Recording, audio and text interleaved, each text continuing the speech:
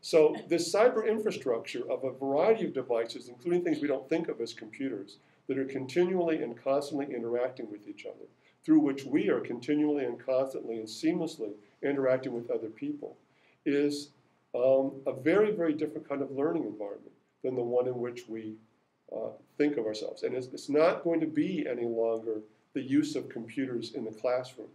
It's going to be a ubiquitous, continual learning environment in which all of us, young people, old people, lifelong learners, etc., are going to be seamlessly and continuously piped into a knowledge and information system that's going to make all sorts of learning opportunities continually available to us. I'm going to say a little bit about that, then I'm going to wrap up. So the way I write about this is that ubiquitous learning changes the where, when, how, what, and why of learning. And you can kind of fill in that argument yourself. I think I have to say it also has implications for the who of learning. And one of the things I'm always obliged to say when I talk about these ideas of pervasive access and connectivity is there are still going to be a lot of people who aren't going to be part of that. Tom and I in that book call it the danger of a digital caste society, in which some people are going to be continually piped in with all the privileges of job opportunities and information and knowledge that makes available. Other people are not going to be piped in.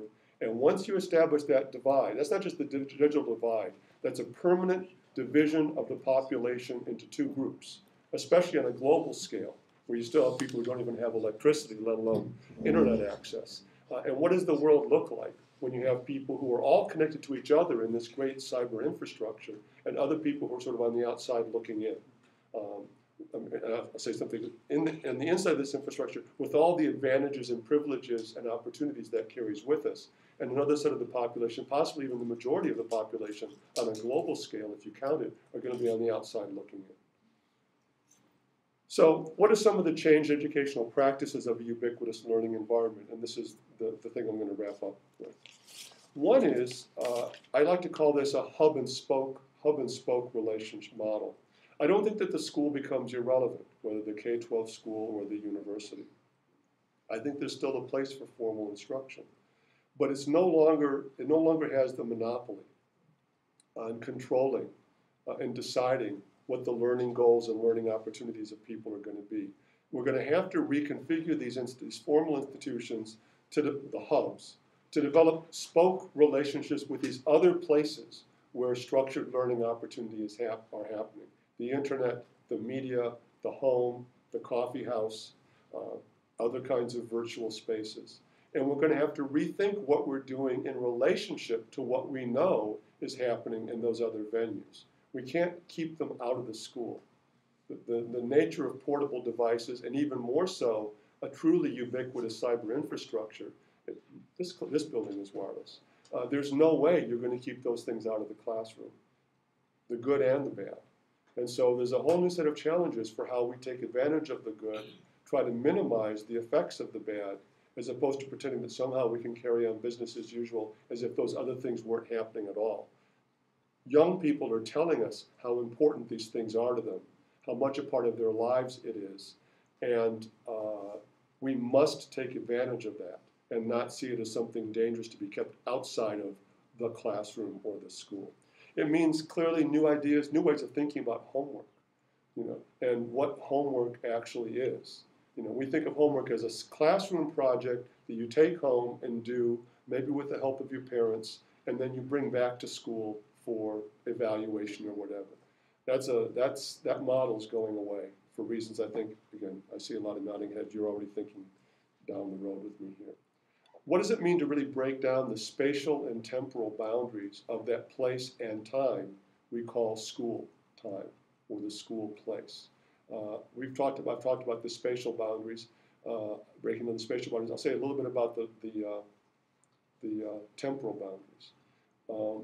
We use expressions, we use them for a long time, like lifelong learning.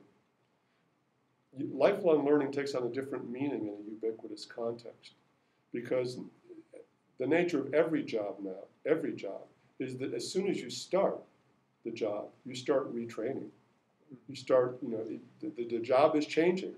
the knowledge skills that you took, this idea that you go to college for 4 years and you learn all you need to know to do something, some line of work for the next 30 years of your life is long in the past in every single field. To say nothing. Public school teaching. Well, you still have CPDUs, you still have requirements that you go through, not just get a master's degree, but constant and continual professional development, right? I mean, it's what keeps us in business. So in every area, we're always learning. I mean, maybe I should brand that slogan before somebody else takes it over. Always learning. We're always learning. The nature of our work, and this is particularly true maybe in my line of work, but it struck me a long time ago that I'm being paid to learn. Being a university professor, I read, I think, I write, I talk to smart people all day. I'm learning every single day, and I'm getting paid for it. Believe me, I know how privileged I am. But the fact is, more and more jobs have that characteristic.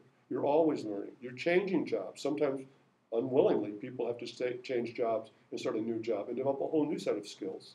Whether they stay within the company and are transferred to another different department or lose their job in one industry that's dying out, and starting in some new industry that's just starting up. So this idea of always learning is a very different notion, I think, than the notion of lifelong learning. It's the idea that we are continually engaged with, all of us, young people and older people, with these learning opportunities that are always present. How do we rethink what education is and the activities and responsibilities of formal institutions in this environment in which, again, the workplace and all these other places are also learning environments? What kind of relationship should we be building? I'll give you an example. This is 24 hours old. So Champaign-Urbana is about to go completely broadband. It's one of those test communities under Obama's priorities. Eventually it'll be everywhere, where the entire community is going to be connected together, including every school, every classroom, and of course the university right there.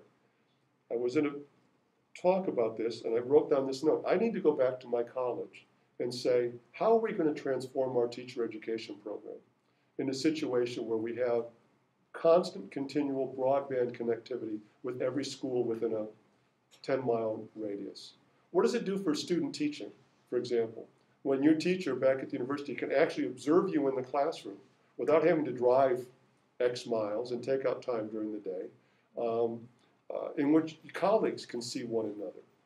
I won't, again, this is all of our lines of work, but think about that. And that's just Champaign-Urbana as a test site. It's going to be everywhere. It's going to be everywhere. So how do we change those relationships that don't involve driving from point A to point B, but keeping point A and point B in a continual pattern of interactive connectivity? I'm going to stop at that point. I mean, I could talk a long time, and I've gone past my time. But, you need an applause.